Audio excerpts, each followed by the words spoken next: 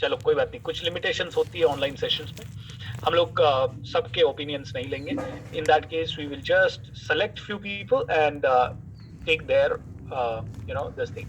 So I'm going to unmute few people. Why do you need visionaries? Okay, जो भी unmute का जिसके पास option आए वो बोल सकता है. Alright, why do we need visionaries? कोई भी चीज बताए, क्यों चाहिए इस दुनिया में visionaries?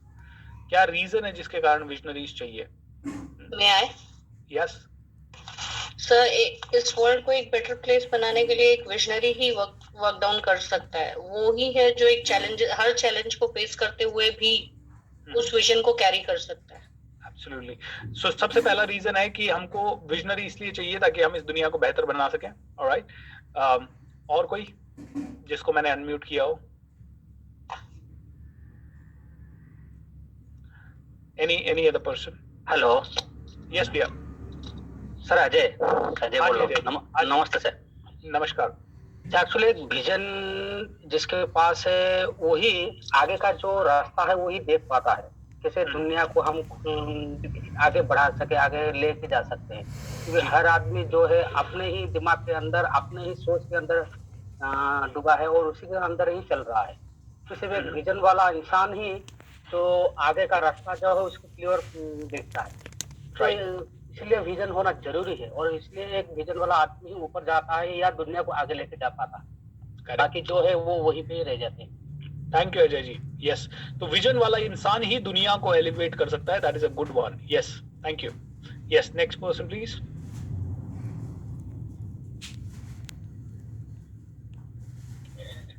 Sir Vivek here. Sir vision actually बहुत जरूरी है हमें सोसाइटी को बेटर करने के लिए, वर्ल्ड को बेटर करने के लिए. क्योंकि विजनरी आदमी की जो सोच होती है वो आज हम जिस सोच में है वो आगे का 10 साल 50 साल का सोच लेता है. जैसे कि Steve job, Bill Gates, mark Zuckerberg, Elon Musk, ये सब लोग ऐसे काम कर रहे हैं जिससे कि ये दुनिया, ये वर्ल्ड एक बेटर प्लेस बन रहा है और हम चीजों को अच्छी तरीके से कर पा रहे हैं. जैसे कि सस्टेनेबल एनर्जी है, इलॉन मस्क उस पे काम कर रहे हैं. स्टीव जॉब्स ने उस टाइम पे काम किया था आईफोन पे. तो हमें बेहतर चीजें मिल पा रही हैं उनके डिजायर से, उनके विजन से हम दुनिया को अच्छी सुविधाएं दे पाते हैं. इसलिए विजनरीज बहुत जरूरी है. Thank you. सो विजनरीज जरूरी है दुनिया को एलिवेट करने के लिए, दुनिया को सुविधाएं देने के लिए. Very nice. वन और टू मोर पीपल क्विकली जिनको अनम्यूट किया हुआ है मैंने. यस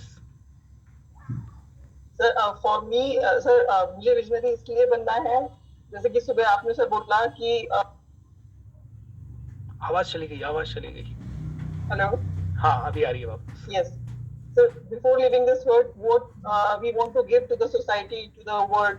सो मुझे अपना विजन इसलिए डिस्कवर करना है सर कि मैं वो एज यू सेड कि मरने से पहले हमें क्या करना था, यहाँ पे क्या एग्जैक्टली करने के लिए आए थे वो पता चल जाए और छोटी छोटी चीजों में लाइफ वेस्ट ना हो, चाहे थोड़ा ही टाइम दे पाए उसके लिए और कुछ करके जाए. How wonderful. Thank you Vanna ji. Really appreciate. देखिए, वास्तव में विजनरी इस दुनिया को चाहिए, क्योंकि इस दुनिया में देखिए कैसे बिना विजन के अगर कोई विजनरी पैदा नहीं होगा तो दुनिया कैसे आगे बढ़ पाएगी. क्योंकि एक साधारण इंसान जो कि खेती कर रहा है, अपना काम चला रहा है, आप उससे एक्सपेक्ट करो कि वो दुनिया के बारे में सोचे? अरे उसको तो अपने खाने पीने के बारे में, उसको अपने बच्चों की पढ़ाई के बारे में सोचने से वास्तव में फुर्सत नहीं है. वो कैसे सोच पाएगा? आदमी तभी सोच पाता है या तो कोई आदमी एनलाइटेंड हो बचपन से ही, जिसे बहुत ज्यादा बुद्धि हो, वो सोच सकता है विजन के बारे में, या फिर जिसको किसी ने गाइड किया हो वो सोच सकता है. ये दो ही तरीके के लोग विजन के बारे में सोच सकते हैं, अदरवाइज नहीं सोच सकते. विजनरी इसलिए चाहिए ताकि वो सोसाइटी को राइट डायरेक्शन दे सके. ओके, क्योंकि सोसाइटी को डायरेक्शन देने के लिए एक विजनरी ही काम कर सकता है. देखिए, जब जब इंसान मुसीबत में आया तो कोई ना कोई फरिश्ता आया, चाहे वो गुरु गोविंद सिंह के रूप में आया हो, चाहे वो गुरु नानक के रूप में आया हो, चाहे वो महाराणा प्रताप के रूप में आया हो, चाहे वो झांसी की रानी के रूप में आया हो. कोई ना कोई फरिश्ता आया, उसने इंसान को लीड करने की कोशिश की. इसीलिए कहते हैं visionaries always give the right direction. Look at this. Alright, India के फाउंडर्स का विजन क्या है? Green revolution. मतलब हम चाहते थे सेल्फ रिलायंस, अपने खुद के ऊपर आत्मनिर्भर बने. ये हम भारतीय लोग चाहते थे. इसलिए हमारे भारत में कैसे इनिशिएटिव हुए? ग्रीन रेवोल्यूशन आया, व्हाइट रेवोल्यूशन आया, सुपर कंप्यूटर्स आए, इसरो आया, डैम्स बने, कैनल्स बने, पावर प्लांट्स बने, हम लोग मार्स तक पहुंच पाए। ओके, बिकॉज सेल्फ रिलायंस हमारा विजन है। लेकिन अगर आप पाकिस्तान की बात करो तो कोई विजन ही नहीं है, डायरेक्शनलेस देश है, और उनका सब है एक ही, कश्मीर हमारा है, कश्मीर हमारा है, बी प्रिपेयर्ड फॉर इंडिया। तो वो लोग दिन रात एक ही चीज पे काम कर रहे हैं, न्यूक्लियर पावर, मिसाइल, गोरी, Ghaznavi, supporting and sheltering Indian declared enemies like terrorist. कुछ विजन नहीं है उस देश का, कुछ नहीं हो रहा है वहां पे। राइट, आप देख सकते हैं डेफिनेटली कुछ लोग वहां पे भी अच्छे होंगे जो काम कर रहे होंगे अपने देश के लिए, लेकिन इन दोनों से भी बढ़कर एक और देश है, छोटा सा देश जिसमें कि अपना कुछ भी नहीं था, कुछ भी चीजें नहीं, उनका विजन देखिए, a country that motivates and give hope to its young people. Japan का विजन है और था काफी टाइम से that we want to become a country that motivates, मतलब यंग लोगों को होप देने वाली कंट्री हम बने, एक नेशन बने जो कि पॉजिटिवली कंट्रीब्यूट कर सके, किसमें, इंटरनेशनल सोसाइटी को through, positively contribute in the two international society and is widely trusted. मतलब वो कहते थे हमें एक ऐसा देश बनना है जो कि यंग लोगों को उम्मीद दे सके एंड पूरे इंटरनेशनल सोसाइटी में अच्छे से कंट्रीब्यूट कर सके, और जापान आज कर रहा है। आज टेक्नोलॉजी बेस्ट जापान की, कहीं ना कहीं best of the best things are coming from Japan. Why, छोटा सा देश है लेकिन स्टिल विजन बड़ा है।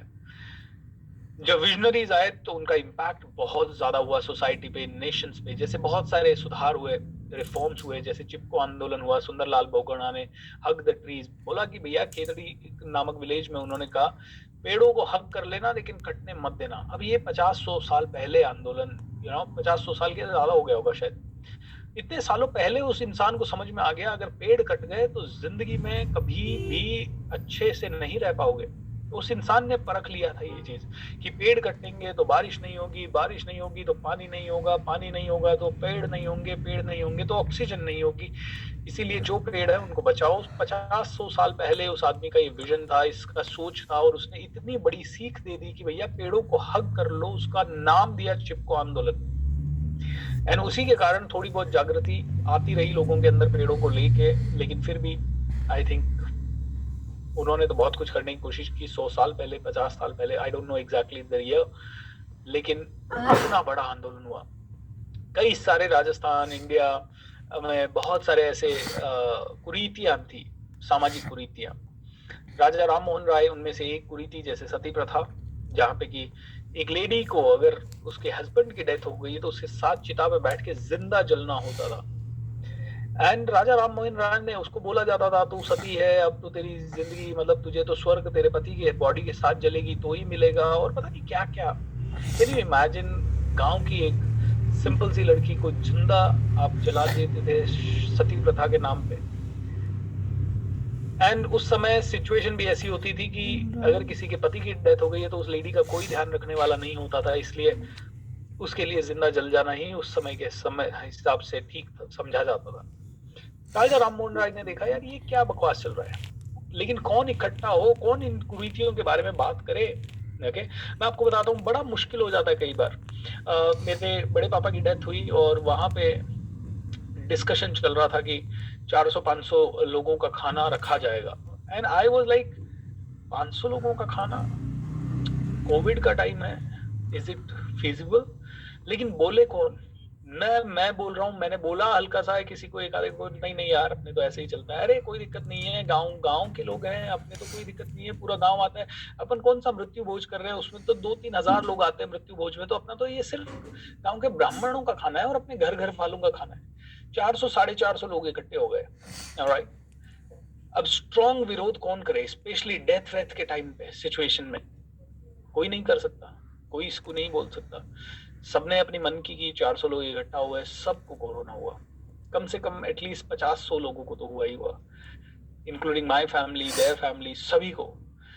अब ऐसी छोटी छोटी हजारों चीजें हैं जिसके बारे में हम लोग बोल ही नहीं पाते हैं, और बोलना भी चाहें तो उसके लिए इतनी स्ट्रॉन्ग विल पावर चाहिए कि जहां पे कि सभी लोग आपके एक साथ दुश्मन बनेंगे, बट वो महापुरुष ही कर सकते हैं। ग्रीन रेवोल्यूशन, भारत में लोगों के पास खाने को अनाज नहीं तो ग्रीन रेवोल्यूशन आया, भारत में लोगों को रोजगार नहीं मिला तो व्हाइट फ्लड रेवोल्यूशन आया, वर्गीस कुरियन के द्वारा, अमूल का आया, सो ये विजनरीज हैं जिनके कारण सोसाइटीज आगे बढ़ती है, सोसाइटीज आगे बढ़ती है, और अब ये काम आपको करना है, बस इतना ही है कहने का मतलब। ऑलराइट, आप और मैं एहसान फरामोश होकर बैठ नहीं सकते कि यार कोई दूसरा भगत सिंह बनेगा तो ही आजादी मिलेगी। हमें भी आजादी के लिए कुछ ना कुछ करना पड़ेगा। ठीक है।